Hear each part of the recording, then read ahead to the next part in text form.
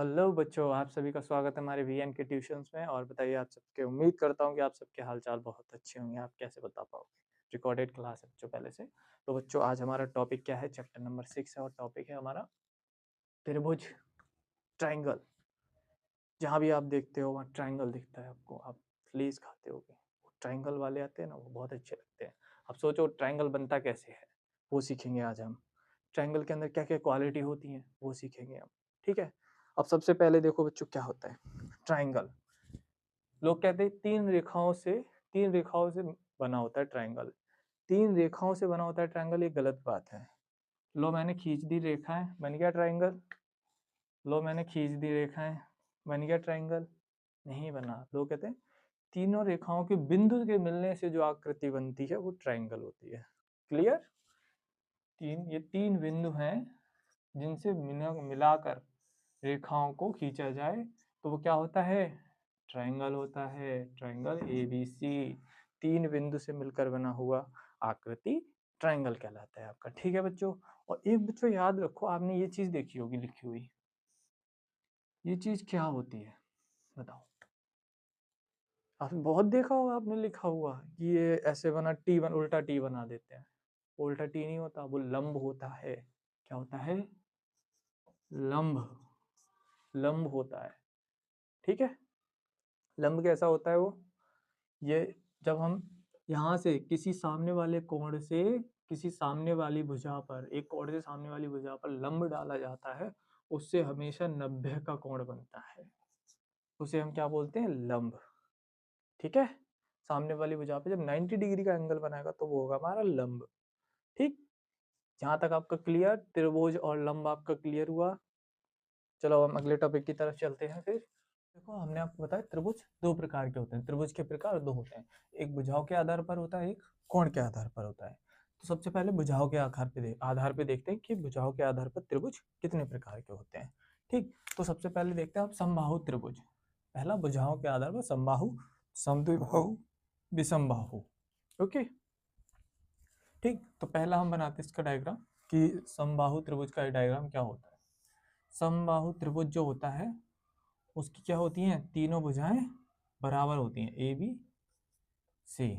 क्या है इसकी ABC, ये इसके बराबर, ये तीनों भुजाएं बराबर होंगी एक दूसरे के, ठीक है। अगला, समद्विबाहु त्रिभुज। समद्विबाहु त्रिभुज क्या होता है, ऐसे और ऐसे, इसकी ये दो भुजाएं बराबर होती हैं। क्या होती हैं, दो भुजाएं बराबर होती हैं, ये वाली और ये वाली।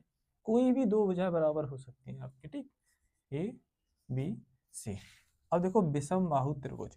विषम बाहु त्रिभुज क्या होता है, इसकी एक भी भुजा बराबर नहीं होती है, सारी भुजाएं अलग अलग मान की होती हैं, ठीक।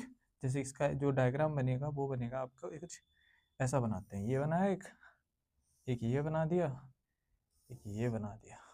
बताओ इसमें कोई, इसकी कोई भुजा बराबर है क्या, कोई भुजा बराबर नहीं है। ये अलग, ये अलग, ये अलग, BC, ठीक, क्लियर। भुजाओं के आधार पर हमने कोणों को, त्रिभुज को इस प्रकार बांटा है। अब देखो कोणों के आधार पर बांटते हैं त्रिभुज को।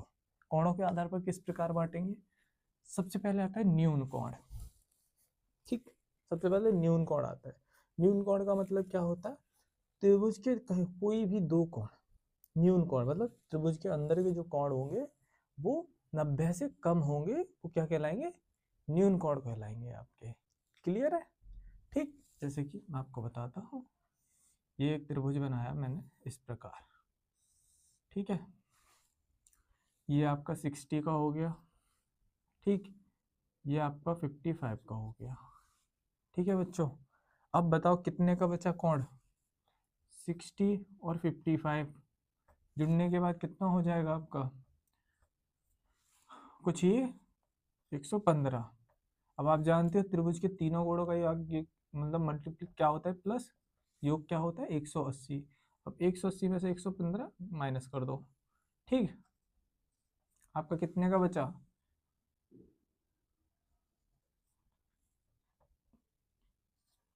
65। अब देखो इसमें क्या रहता है, जो आपका ये त्रिभुज जो रहता है ना, इसमें ये है, इसमें तीनों कोणों का जो योग रहता है वो तीनों कोणों का मान 90 से कम होगा, ठीक है। ये हो गया आपका न्यून कोण, ठीक, अब आता है आपका समकोण। समकोण क्या रहेगा आपका, कुछ इस तरीके से, ये आपका समकोण है। ये क्या है, 90। कोई भी एक कोण इसमें 90 का होगा, बाकी दोनों कोण 45। समझ गए, ठीक, क्लियर। समकोण का मतलब जो 90 का कोण होता है उसे हम समकोण बोलते हैं। अब आता है आपका अधिक कोण। अधिक कोण कुछ इस प्रकार होता है। अब सोचो, ये आपका एक कोण है, मान लो ये 120 है, ठीक, ये आपका 30 का है, ये 30 का है। 90 से कोई भी एक कोण का मान 90 से अधिक होना चाहिए, तो वो आपका क्या हो जाएगा, अधिक कोण। डिफाइन कर सकते हैं हम। पहला, समबाहु त्रिभुज जिसकी तीनों भुजाएं बराबर। समद्विबाहु जिसकी समद्विबाहु दो भुजाएं बराबर। विषम बाहु, एक भी विषम माने कुछ भी बराबर ना होना, एक भी भुजा बराबर। न्यून कोण जिसमें 90 से कम सारे कोण हो, सभी कोणों का मान 90 से कम हो। समकोण जिसका एक कोण 90 हो, और अधिक कोण जिसका एक कोण का मान 90 से अधिक हो, उसे हम क्या बोलेंगे, समकोण। और 90 से एक कोण का मान 90 बन भी है ना, तो भी वो आपका अधिक कोण है। क्लियर, ये 6 पॉइंट मैंने आपको बताई, क्लियर है आपके। तो बच्चों देखो, अब हमने आपको क्लियर करा दिया, ठीक है, हम कोणों के आधार पर और भुजाओं के आधार पर सीख गए। अब हमें एक आगे जो 3 कंडीशन पढ़नी है त्रिभुज के बारे में, उससे पहले हमें पता होना चाहिए समरूपता और सर्वांग सम क्या होता है। समरूपता और सर्वांग सम क्या होता है, ठीक। अब देखो, आपको इसको पहचानने के लिए ना आपको क्या करना पड़ेगा, सबसे पहले आपको इससे पहले समरूपता और सर्वांग समता में अंतर से पहले आपको पता होना चाहिए आकृति और आकार के बारे में। आकृति का मतलब क्या होता है, किसी भी वस्तु की आकृति, ठीक। और आकार का मतलब किसी भी वस्तु का छोटा या बड़ा होना, छोटा है या बड़ा है, मोटा है, पतला है, ये आपका हो गया आकार। और आपकी आकृति कैसी हो गई, गोल है, चौकोर है, त्रिकोणा है, ठीक है, ये आपकी क्या हो गई, आकृति हो गई। तो बच्चों अब देखो इसमें क्या होता है, जो हमारा समरूपता होता है ना, समरूपता, ठीक, वो क्या कहता है, समरूपता में क्या होता है, समरूपता जिसमें समरूप समान हो, उसका क्या हो, रूप समान हो, आकृति मतलब जिसमें सर्वांग सम, पहले सर्वांग सम, ये समरूपता मतलब समान रूप के, जो कि समान रूप हो, समान आकृति हो। समान भाई, समरूप तो जब भी होगा जब किसी वस्तु की समान रूप और समान आकार हो, समान आकृति हो। अब देखो इसमें क्या है, सबसे पहले समरूपता जिसमें आकार कैसा होना चाहिए, आकार और आकृति, ठीक, आकार और आकृति कैसी होनी चाहिए, आकार और आकृति क्यों, समान होनी चाहिए। कैसी होनी चाहिए, समान, ठीक। तो वो क्या है, आपके समरूप है। जैसे कि मैं एक स्क्वायर मैंने ये बना दिया वर्ग, ठीक, दूसरा वर्ग मैंने ये बना दिया, ठीक। अब बताओ बच्चों, इनका आकार कैसा है, समान है, आकृति कैसी है, समान है, दोनों वर्ग हैं, मतलब छोटे बड़े आपको देख सकते हैं, थोड़ा इधर उधर हो जाता है, बट इनका आकार मैं बोला हूँ, दो वर्ग हैं, सेम है बिल्कुल, आकार सेम है, आकृति सेम है, तो ये क्या हुआ, ये समरूपता हुआ। समरूपता मतलब बिल्कुल समान, एक भी % का कोई अंतर नहीं, बिल्कुल समान। त्रिकोण है, तिकोना है तो तिकोना, ठीक, समझ गए। और देखो, अब देखो समरूपता पे आओ, सर्वांग समता, ठीक। सर्वांग समता का मतलब क्या होता है, इसमें आकार समान होता है, आकृति का पता नहीं, आकृति छोटी बड़ी हो सकती है आपके पास, ठीक है। क्या है इसमें, आकार समान, कैसा होना चाहिए, समान होना चाहिए। और आकृति कैसी होनी चाहिए, आकृति असमान होती है, आकृति असमान होती है। आकार समान होता है हमारा, आकृति असमान होती है, ठीक। ये 2 पॉइंट इसके अंदर है आपके। अब देखो मैं आपको समझाता हूँ। आकार तो समान होगा, मतलब आकार समान है, ठीक, कैसे, आकार अगर वो चौकोर, देखो जैसे कि ये गया, ये बनाया एक मैंने छोटा वर्ग, ये बना दिया मैंने एक बड़ा वर्ग। तो बताओ इसमें क्या है, आकार बड़ा है, ठीक, आकार कैसा है, समान है, लेकिन आकृति कैसी है, छोटी बड़ी। आकार कैसा है इनका, यहाँ लिखो आकार, आकार कैसा है, समान है, और आकृति कैसी है, असमान है। क्यों आकृति में असमान क्यों है, ये बड़ा है ये छोटा है, आकृति ये होती है, और आकार का मतलब क्या होता है, एक शेप, शेप, आकार, चौकोट है, चौकोल है। अब मैं आपको इसी की जगह एक और करके दिखाता हूँ। जैसे कि अभी मान लो एक मैंने दे दिया आपको त्रिभुज, ठीक, दूसरा मैंने आपको क्या दे दिया, स्क्वायर दे दिया। तो बताओ इनकी आकृति या आकार कुछ समान है, कुछ भी समान है, कुछ भी समान नहीं है इनके अंदर, ए टू जेड कुछ भी समान नहीं है, ये असमानता है बिल्कुल ही। एक त्रिभुज और एक स्क्वायर है, समान है कि नहीं, नहीं कुछ भी समान नहीं, आकार समान है ना आकृति समान है हमारी। तो इसी के ऊपर बच्चों देखो, ये हमारे पास ये दो सम, सर्वांग सम का मतलब ये होता है आकार समान होना चाहिए, आकृति असमान होती है। समरूपता का मतलब क्या होता है, आकार समान और आकृति भी समान होती है। समरूपता मतलब सेम टू सेम, जैसे बोलते हैं ना जुड़वा, बिल्कुल वैसा ही, ठीक।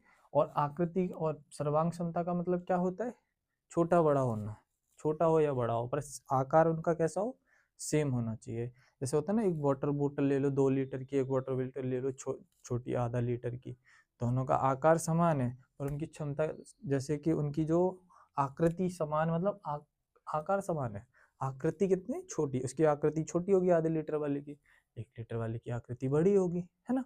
आकृति अलग अलग है दोनों की, लेकिन इसमें क्या है, आकार समान है। ऐसी दो 1-1 लीटर की बोतल ले लो आप, दोनों का आकार सेम, आकृति सेम, तो उसका क्या मतलब होगा हमारा, समरूपता। ठीक है, टॉपिक क्लियर अच्छे से, ठीक। अब हम चलते हैं नेक्स्ट टॉपिक की तरफ, ठीक है। और उससे पहले बच्चों एक लाइन और देखो, जितने भी समरूपता जो होते हैं ना वो सर्वांग सम हो सकते हैं। क्या होते हैं, सर्वांग, जितने भी सर्वांग सम होते हैं वो समरूप हो सकते हैं, लेकिन समरूप जितने भी होते हैं वो सर्वांग सम नहीं होते, ठीक। समरूप है ये, इसमें आकार समान आकार है, ये इसका आकार समान है, इसे हम सर्वांग सम भी कह सकते हैं, ठीक, लेकिन इसे हम समरूपता नहीं कह सकते। क्लियर, ठीक है। चलो अब आगे टॉपिक पे चलते। तो बच्चों हम क्या, ये कोण तो कोण हमारे समरूपता का रूप जानेंगे कि रूप इस तरीके से कैसे हम त्रिभुज को समान बता सकते हैं बच्चों, ठीक है। ये दो त्रिभुज हैं, सेम है, पता करना है ये समरूप है या नहीं है। तो बच्चों क्या है, पहला कोण दूसरा कोण, ये ठीक, ये और ये।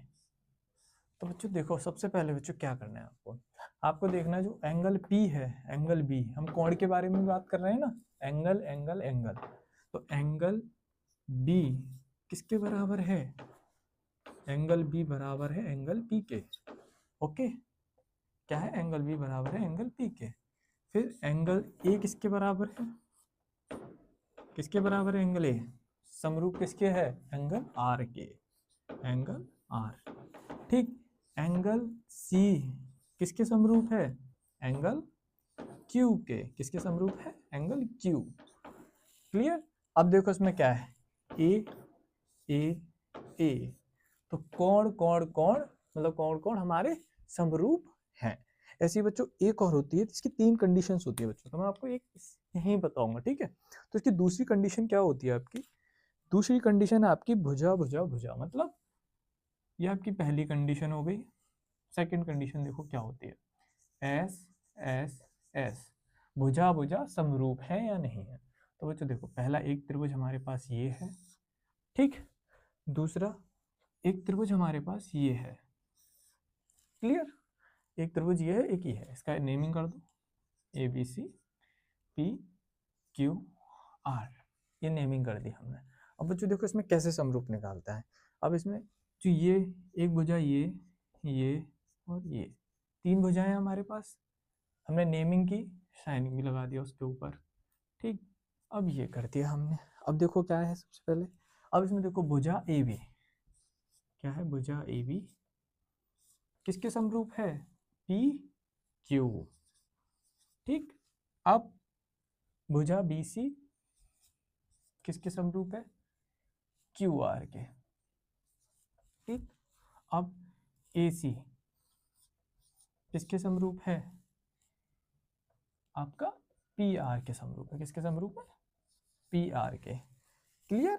अब देखो इसमें कैसे डिनोट करते हैं, एस एस एस, मतलब ये समरूप है। हम भुजाओं से भी पता कर लिया हमने समरूप होता है, कोण से भी पता कर लिया ये समरूप होता है। ठीक है बच्चों, अब एक और होता है हमारा जिसमें मैं आपको एक और बताऊंगा, जो एंगल साइड एंगल। ओके, इसका स्क्रीनशॉट लो। तो बच्चों अब हमारी तीसरी कंडीशन क्या है, हमारी एक दो कंडीशन हमने पढ़ ली। तीसरी कंडीशन है एंगल, ओ सॉरी, साइड एंगल साइड। ये समरूप हमें निकाल के दिखाना है, इसका समरूपता किस प्रकार होती है वो हमें पता करना है। ठीक है, तो देखो एक एंगल हमने ये बनाया, क्लियर, एक एंगल हमने ये बनाया, क्लियर, सेम एंगल है, कोई भी डिफरेंट नहीं है, नेमिंग कर दो ए बी सी। ठीक, पी क्यू आर हमने नेमिंग कर दी। ठीक, अब देखो इसमें ये वाला मैं बताता हूँ आपको, एंगल ये बराबर है और ये वाला एंगल बराबर है। ठीक, कोई भी एंगल मान लो, इजीली कोई भी एंगल हो सकता है। अब ये मैं सोचूँ ये 90 का ही हो, कुछ भी हो सकता है, 91 भी हो सकता है, 90 से कम है तो 88 भी हो सकता है। ठीक, अब ये वाली साइड इसके बराबर है, ये वाली साइड इसके बराबर है। ठीक, अब देखो आपको ए बी किसके बराबर है, पी क्यू। ठीक, अब देखो अब इसमें हमें साइड मिल गई एक, हमारी डिनोट क्या कर रही है, साइड एंगल साइड। अब हमें देखना एंगल, एंगल बी किसके बराबर है, एंगल क्यू के। ठीक, अब इसी प्रकार अब देखो दूसरा, अब हमें साइड निकालनी है तो एंगल बी सी, ओ भुजा बी सी क्यू आर के बराबर है। भुजा बी सी किसके बराबर है, क्यू आर के बराबर है। क्लियर। अब देखो इसमें क्या हमारा डिनोट हो गया, ये साइड थी, ये एंगल था, ये साइड थी। क्लियर, समझ आ गया। भुजा और कोण मिक्स आ जाए तो किस तरीके से करते हैं, और भुजा भुजा आ जाए तो किस तरीके से, कोण कोण आ जाए तो किस तरीके से करते हैं। अब बच्चों देखो इसी बेसिस में आपको एक क्वेश्चन करा के दिखाता हूँ। ठीक है, एक क्वेश्चन करेंगे हम, डिनोट कर।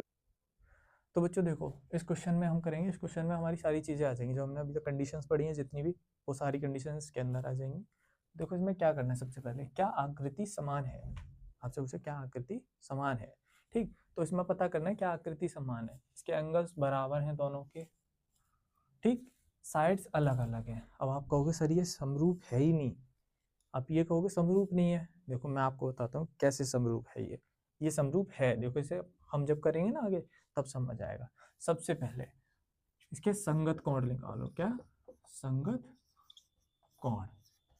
क्लियर, संगत कोण क्या है इसके, एंगल बी किसके बराबर है, एंगल ई के बराबर है। क्या है, एंगल बी एंगल ई, मतलब एंगल बी है वो संगत कोण है ई के बराबर है। एंगल ए किसके बराबर है, एंगल डी के। ठीक, अब एंगल सी किसके बराबर है, एंगल एफ के। ठीक, ये 35 थे, दोनों 35 हैं, कितना है 75। ठीक, ये क्या है, दोनों 75 थे ये, बी और ई। ठीक, ए और डी कितना है 35। ठीक, फिर आगे आपका क्या होता है, ई कितना है, ई और एफ 70। क्लियर, ये आपके बराबर होगा। तो संगत कोण क्या निकले हमारे, बराबर निकले हैं अभी। ठीक, अब हम देखेंगे जब संगत कोण बराबर हमने देख लिया, अब हम देखेंगे संगत भुजा।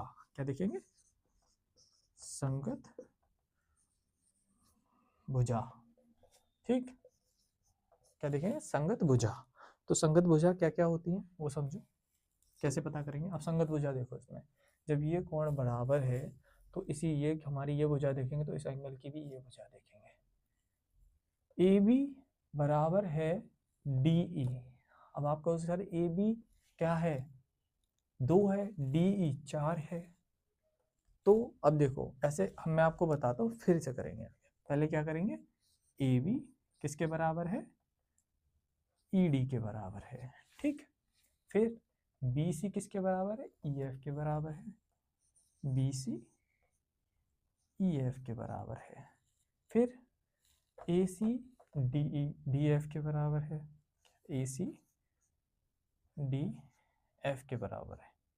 क्लियर। अब तुम कहोगे सर ये बराबर कैसे, हमें समझ नहीं आया, आप बराबर बता रहे हो। बच्चों देखो तो सबसे पहले ये रख लो, ये रख लो, ये जब बट्टे में लेंगे तो देखो यहाँ पे एक छोटा सा मैं सॉल्यूशन करके बताता हूँ आपको। ये भुजा रखो, ये भुजा रखो, दो बट्टे मतलब AB बट्टे DE, इसकी भुजा ऊपर रखो, इसकी भुजा नीचे रखो, 4, ठीक, इजुकल टू 3 6, 3/6, ये 5/10। अब इनका देखो कट करो तो सबका रेशियो क्या निकल के आया, 1/2, 1/2, 1/2। इनका रेशियो बराबर आया, तो ये भुजाएं क्या हैं, बराबर हैं, समान रूप हैं, सिर्फ इनका जो रेशियो है वो बराबर निकला सबका, तो ये भुजाएं क्या हुई, समरूप। तो अब हम क्या कहेंगे कि संगत कोण बराबर हैं। इसकी यहाँ आगे बाद, यहाँ क्वेश्चन यहाँ पे आगे लिखेंगे हम, आपका आगे लिखेंगे क्या, संगत कोण बराबर हैं। क्लियर, पहला एक हो गया हमारा। दूसरा संगत भुजा बराबर है, संगत भुजा भी बराबर है, संगत कोण भी बराबर है, तो अब ये क्या हुआ आपका, अतः समरूप है, अतः त्रिभुज समरूप है। ठीक, क्या है, अतः त्रिभुज क्या है, समरूप है तुम्हारे। ठीक, तो क्लियर बच्चों, आज हमने बस इतना ही पढ़ना था, हमारा टॉपिक यहीं खत्म होता है ये वाला जितना हो सका। कल अगर हम अगली क्लास में पढ़ेंगे वो हम पढ़ेंगे अपना थेल्स थ्योरम, जो कि एग्जाम पॉइंट ऑफ व्यू से बहुत ज़्यादा इम्पोर्टेंट है। क्लियर, ठीक है, तब तक के लिए अच्छे से पढ़िए, और वीडियो अच्छी लगे या कोई डाउट हो तो कमेंट सेशन में कीजिए। तब तक के लिए मिलते हैं अगली क्लास में। Okay, bye.